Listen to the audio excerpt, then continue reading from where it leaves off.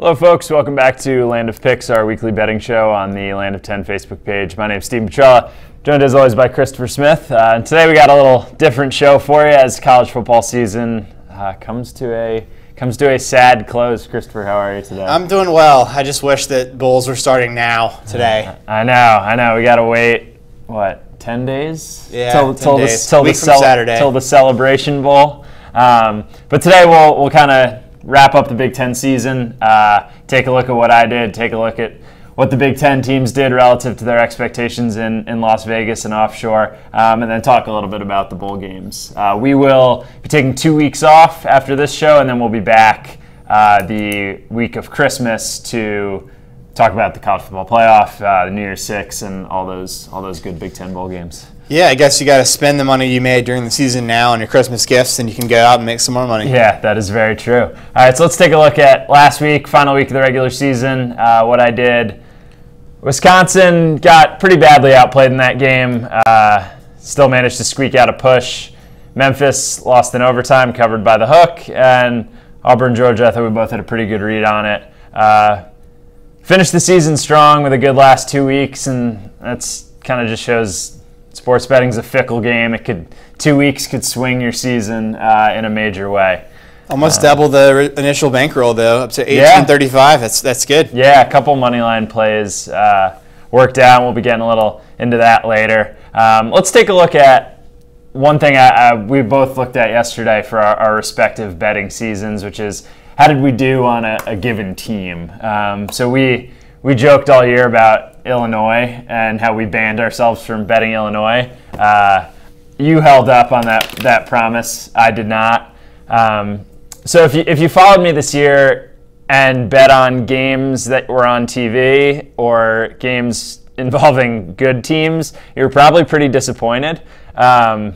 Michigan, Penn State, Wisconsin, but Rutgers had a good year on Rutgers. And then Purdue. Purdue 8-0. Purdue. I should have just bet on Purdue every single week. I know. Boil her up. Right, boil her up. A lot of those were totals, but just a massive outlier. Send Jeff Brom a Christmas card. I sure will. I thoroughly enjoyed Purdue this season. They're going to a bowl game. They're playing Arizona in I now forget the name of the game, but a bowl game. They're a bowl game. They're 3.5-point dog against Arizona, which for a team with a win total of 2.5 is pretty darn cool.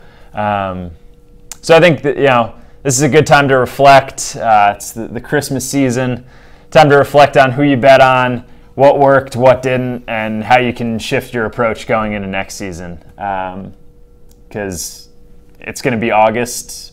You won't even think about betting on college football until next August, and you're like, oh, now it's time to prep, and all of a sudden you're way behind. So start it now, get ahead for next season, start looking at who you think is going to be good, and all that good stuff. Yeah, and you got to be careful with bowls too. Yeah. I know our next show's late after Christmas sometime, but the start December 16th, obviously. Yeah. Resist the temptation just to bet every single game just because there's action on TV. Right. Well, and that is one of the most fun things about bowl season is you'll be at work at 2 p.m. on a Tuesday and you're like, oh man, Boca Raton Bowl, sign me up. Get me some action on that. So it is dangerous. You want to conserve your bankroll. Remember, every bet counts the same, whether it's the college football playoff or the Independence Bowl in Shreveport 2 days after Christmas. So if you have an edge in a game, don't feel pressured to bet the New Year's Six games or bet the college football playoff. But I mean, if you are going to bet, then you should obviously do it at MyBookie. Of course. You can get the best prices at mybookie.ag, Yep. and you can still deposit money and get 100% deposit bonus with the promo code LAND10 at mybookie.ag. So if you're going to bet on bowls, then that's the place to do it. Yep, we've been doing it all season. We both use it. We both love it. We use the promo code LAND10, doubled our deposit, and let it ride on one bet and hit it. So MyBookie bonus got us in good shape for football season, which hopefully will set us up for the rest of the peak betting time on the sports calendar. And speaking of, you were mentioning reflecting back on this season in the Big Ten and kind of using that for bowls and using that for next year. Are there any teams in the Big Ten that really impressed you or didn't do as well as they should have compared to what we thought before the season? Yeah, I mean, the big one is Michigan State. coming off a 3-9 season, and really, I mean, they lost so much off that defense from kicking guys off the team and a little bit from graduating seniors too. But they soared over that total. Jim Harbaugh noticed. Jim Harbaugh certainly noticed. And Michigan still got the better bowl game despite having one more loss and losing to Michigan State. But the Michigan total I thought was interesting too. At 8.5, you looked at their win total and said, okay, they're at Penn State, they got Ohio State, they're at Wisconsin. Those look like 3 losses, and then can they win their 9 other games, get over the total? Wound up losing the one to Michigan State and losing all 3 of those games. So they went under their total of 8.5. But the Spartans, I mean, very, very impressive from a couple perspectives. One, Mark D'Antonio just didn't let the program fall off the rails. If this season had gone wrongly, or gone poorly, things could have gone very, very wrong in East Lansing, and the program basically could have been buried. But they bounced back. I think they're going to be really good next year. I think Brian Lewerke is going to get even better, and that defense is really young. There's a lot of teams that would love to have D'Antonio as their coach. Yeah, I know. And he seems happy there. He doesn't really get tossed around for a lot of jobs. No. Like his name is pretty solidified there. Taking a look at the West win totals. Again, like we said with Michigan, these are so based on schedule and projections. So a team like Wisconsin, light schedule, basically banking on them to go 11-1, not slip up against Michigan, not slip up at home against Northwestern, and they did. They went 12-0. They shot over that win total, and then the other one, like we said, Purdue. I think we both liked Purdue before the season. I wish I had bet the win total at 2.5 because I think they had gone over by the middle of October. But vast improvement under Jeff Brom in year 1, and I'm pretty excited for year 2 for them. Yeah, I was interested in the Nebraska win total because it didn't seem like it was, everybody thought Nebraska did it. Mike Riley got fired. Mm-hmm. He must have done a terrible job this year, clearly underperforming. Right. But you look at it, and down to the last game of the season, they were half a win off of their actual total. They went 5-7. The total was like 6.5, 6. It got moved down. There's some sharp money on that total in the summer that pushed it down. They're supposed to be bad, and they were. Right. So you fire your coach. Yeah. And that's the other thing is the lines on these win totals are so good now. I think a lot of the advantages that you could get a couple years ago are gone. Some of the inefficiencies, like Nebraska went 9-3 last year, but everybody knew they weren't really that good. So if they had a win total this year of, they won 9 games last year, like, they're in the West, they might have kind of a light schedule. They might win 8 games, but they bake all that in. There aren't as many inefficiencies in these totals. And then power conferences, it seems like there's 2 or 3 teams every year that the totals are pretty off on, and everyone else is almost spot on. Yeah. And speaking of those teams, in the bowl games, we're going to try to find 2 or 3 teams at some point that are as well. We got some early lines. What do you think about the early market in the Big Ten bowl games? Yeah, a lot of underdogs for the Big Ten, at least in the early going. With Iowa, a lot of favorites in the Big Ten in the early going, with the exception of Purdue taking on Arizona. But I don't like a lot of Big Ten teams this bowl season. I like Wisconsin. I like Ohio State, and I like Northwestern. The Northwestern line, I think it's moved higher, and then it came back to 7. Yeah, it was over 10, and it's since come back to 7. But Northwestern, as they seem to do a lot, kind of plays, struggles early and finds a way to turn it on. They won 8 in a row to close the season, and looked really good doing it. So, and you're an SEC guy. Kentucky, would they win 7 games? They won 7 games, but I think they were 4-8 against the spread. Yeah, and they were very bad in one possession games. I think Kentucky's a team you're not going to see getting a lot of love this bowl season. Yeah. I think that's one Northwestern should win, but we shall see. If we'll go back to the lines real quick, I haven't done my full analysis of all these games yet, but if you're in a bowl pick'em that just involves straight up winners and confidence points and things like that, not against the spread, I'll rattle off my winners real quick. I like Iowa, Arizona, Michigan State, Northwestern, Ohio State, Washington, Wisconsin, and Michigan. Done. Easy. Those are your straight up picks for bowl season, which, if you're in a pool, you're going to need those. Before the start of the December 16th games. Before the old Celebration Bowl here in Atlanta on December 16th. There are two things I want to touch on for bowl season, and I'll talk about these more in the next show.